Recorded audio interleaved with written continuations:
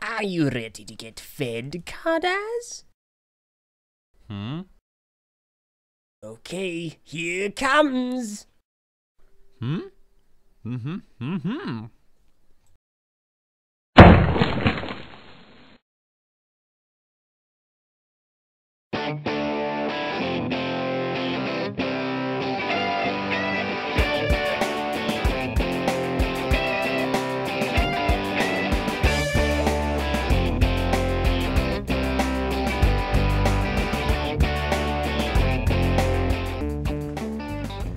Hello everyone and welcome back to the Recap Review. Today we're looking at set number 10204, Vezon and Kardas. The set contains approximately 670 parts and the time of release was approximately $50. So it's obvious that value packs back in the day were a lot more valuable then than they are now. This set is actually a combination model comprised of Vezon and Fenrak, Brutaka, and Axon. Now, I'm going to say this right now because a lot more people are going to see this review than they are Q&A. This is the only combination model I'm going to review for Old Bionicle. I'm not going to review any others. The only reason that I'm reviewing this is because it is an exception to a rule. That rule is, I do not review any combination models unless they have pieces that specifically affect the set. I'm not going to review Ultimate Duma because he only has a mask that is optional. I'm not going to review Voparak because he has no pieces that I can gain by getting that set that I can't gain from getting the other three. The only reason I'm reviewing this, despite not having any exclusive parts, is because this is technically the largest Bionicle set ever released, clocking in at 20 inches, or otherwise known as 1 foot 8 inches. This is a big set. So we're going to go over the pros and the cons right now. Starting off with Vezon. Here we have Vezon from the Vezon and Fenrak portion of the set. He also contains parts used in Axon. Now let's look over the pros and cons. The pros right off the bat are the standard amounts of articulation, being 3 in the legs, 3 in the arms, and 1 in the head. Other pros would be the consistent color scheme, featuring black, some dark gray, and silver. Highlights included are white and orange. So the set's consistent color scheme is definitely a pro. Other pros would be the well-armored look. We can see that Vezon features some solid armor on his torso, and a fair amount of armor on his legs and arms. Other pros some people may consider would be the staff and the shield-looking thing. The shield is comprised primarily of Axon's axe and some other assorted pieces. Standard amounts of articulation there, and it looks pretty menacing. The staff is just a downgraded Staff of Fusion, or if you really want to consider it, an upgraded Staff of Light from Takanuva, considering it uses basically the same staff piece. Another pro people would consider would be the function. Back here there's a button, and when you press down on it, the eyes will light up. So that's kind of cool. Some other pros some people may consider would be the build. The build has quite a few pieces. I don't know the exact amount, but it's a construction, which is good. Some people would also like the cape, which has a very unique tattered look. And finally, the main difference, aside from the shield arm and the spear, from this Vezon compared to the other one, is that they made the torso taller. I'm not sure why they did that, but it is noticeably a peg or two taller, which is interesting. Another pro would be the other function would be dual masks, Mask of Life, Vezon's head. So that pretty much covers all the pros for Vezon. The cons would be not many people like the Paraka build construction. And another con would be the fact that when they raised it, the upper half of the torso is wobbly. I don't know why they did that. Maybe I just built it wrong? Please let me know. But as far as this goes, it is wobbly. If that is a con that I accidentally created, I sincerely apologize. And if that is the case, forget about it. Another con a lot of people would assume would be this shield arm. It sticks out quite far, unnecessarily far, and has open pins, which are obnoxious to look at. Speaking of pins, some people are not going to like the color scheme breaking blue pins, which obnoxiously show up. Not a lot of people are going to like the downgraded spear fusion. It's basically just what amounts to 1, 2, 3, 4, 5, 6 parts and a chain, which kind of just hangs there. Not a lot of people are going to like the basic quote-unquote construction of the legs, mounting to very few pieces, kind of just being fairly standard. Head articulation is a little hindered due to the mask. Speaking of hindrance, it is very difficult at some angles to press the button due to the Knohiagnika. So that covers the basic cons. Vezon is pretty much standard as far as Vezon goes. He hasn't changed a whole lot from his other iteration. They beefed up his upper arms right there, they upped his torso, and they gave him an axe for half an arm. So pretty much covers it. He's fairly basic, fairly generic, but not the focus of the set by any means. You can pretty much just keep him standard for the most part and still have Kardas. So with that out of the way, let's get on to the focus of this set, Kardas. So here we have the dragon himself. Story-wise, this is basically just Fenrak reconfigured by the Knohiagnika into a dragon which creates concussive or consecutive or something, some sort of energy, a large amount of energy within the dragon. And in order to expel that, well, he basically has to blast it out all from his mouth. Otherwise, he's going to turn into a dig-dug enemy and explode. But here he is. Let's look over the pros and cons. Right off the bat, a lot of people would consider a pro to be his size. This guy is humongous and certainly deserving of the title of largest bionicle figure released at the time. Some other pros would definitely involve his articulation, having a standard 3 in his arms, and quite a few more in his legs, specifically his feet. He has a general 1 in his leg, his hips right here. Not counting this one here, although if you want to count it, that's 3. 1 in the knee, 2 in his ankle, and 6 in each foot. 1, 2, 3, 4, 5, 6. Because he has toes. And then he has an additional amount in his wings. Now, his wings are really interesting because they can fold up like so. That is a definite pro. So all the articulation amounts to being a pro. He has a lot of it, leading to some very dynamic posing, which is very nice to see. Then the aforementioned folding wings, which can then be unfolded. Definite pro. Another pro a lot of people would consider would be his construction. His construction is incredibly inspired and very involved. It is really complex, and a lot of the time you don't really know where you're going to be going with it. The tail is quite long, he's very well sized, and you're definitely going to have a lot of inspiration building this set. It's very inspired, very creative, and it uses each and every part in a very unique way. It's very complex.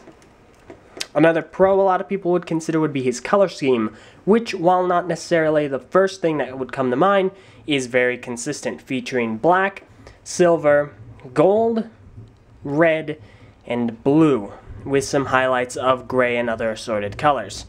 So it's very nice to see that. Another pro would be the overall look. This looks like an extremely menacing dragon. That point is gotten across with the wings and the overall size. Another pro would be the head. Standard mouth articulation here. It's a great looking jaw feature and looks quite menacing.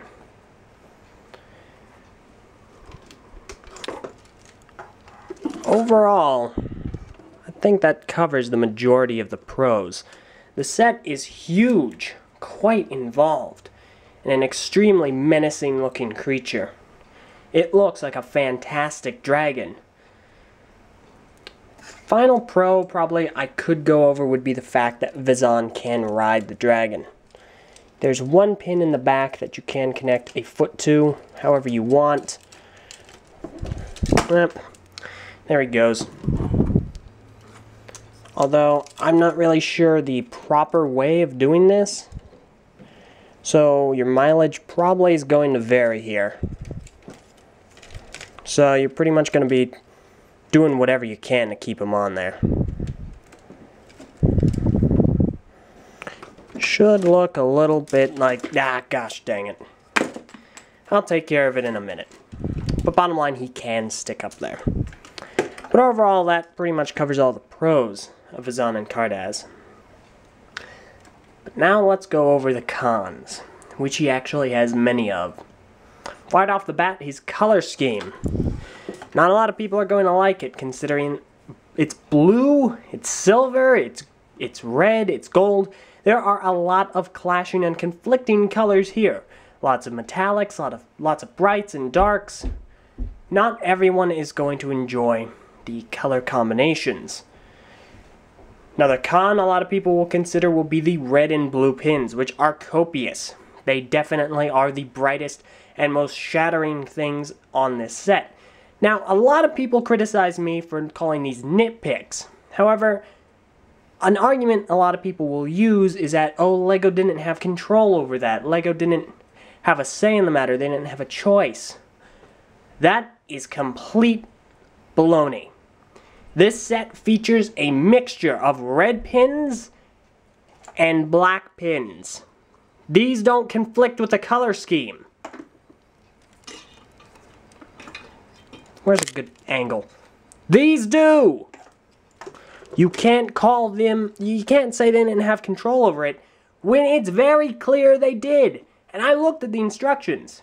It called for black pins.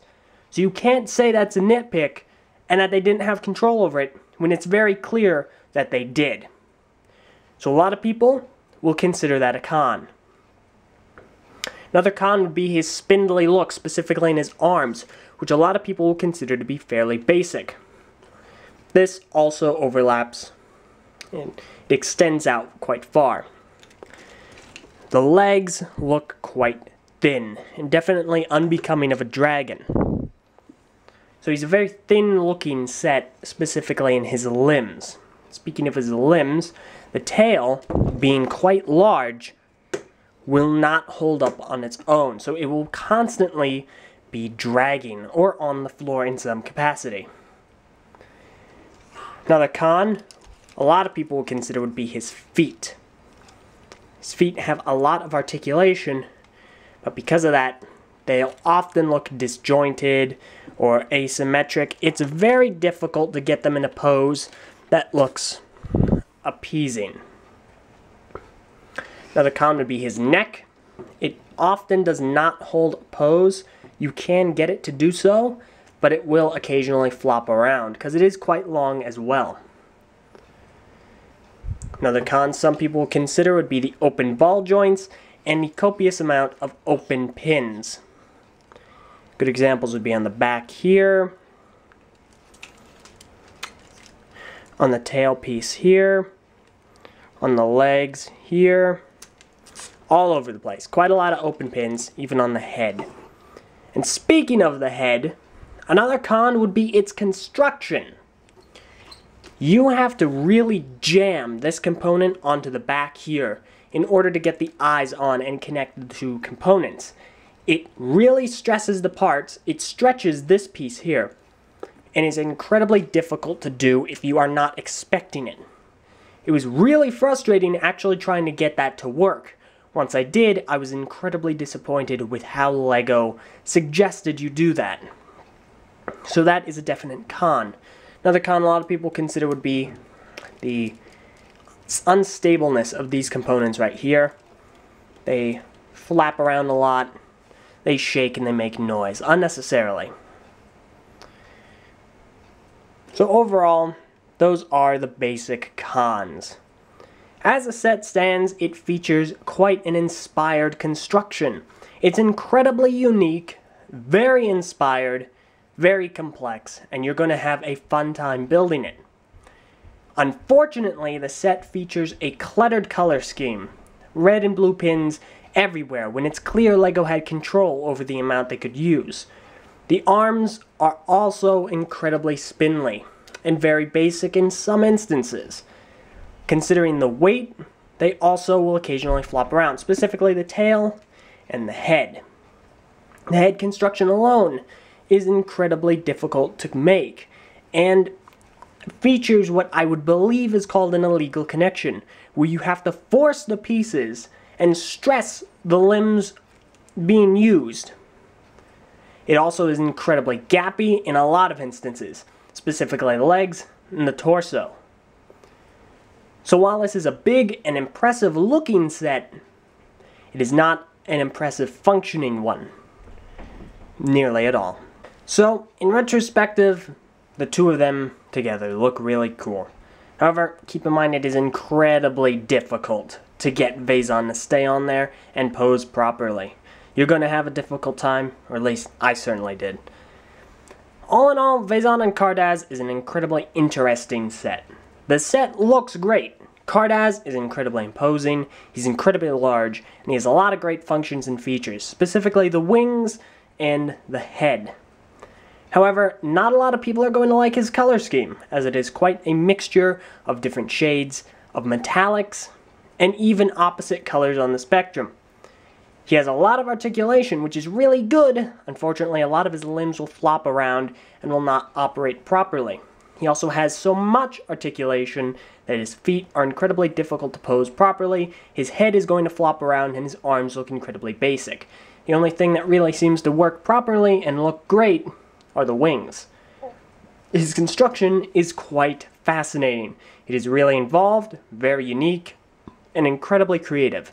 However, it leaves a lot to be desired. There are a lot of open joints, open pins, a lot of gaps, and an overall unfinished look. Granted, it is a combination model, so they're working only with the parts they have over the 3 sets. So, for what it does quite well. Vezon, in and of itself, is quite basic.